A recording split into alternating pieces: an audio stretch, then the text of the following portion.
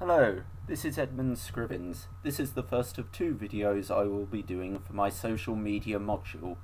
For this one, I will be reviewing Journalism in Second Life by Bonnie Brenner and Erica Della Serna.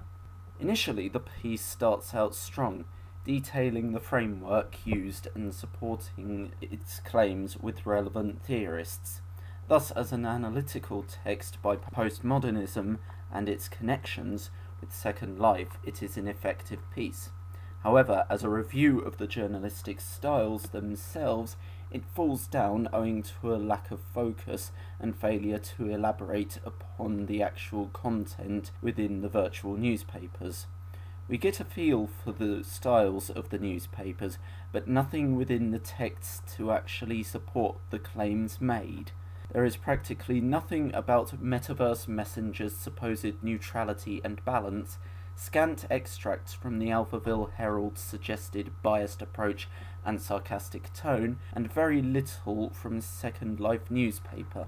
It has a degree of effectiveness by detailing how skillfully Second Life newspapers reflect real-world newspapers in format, giving details of events, adverts for support groups, articles explaining otherwise unknown software and similar qualities found in physical newspapers, but it never gives the reader a sufficient image of the tone of newspapers.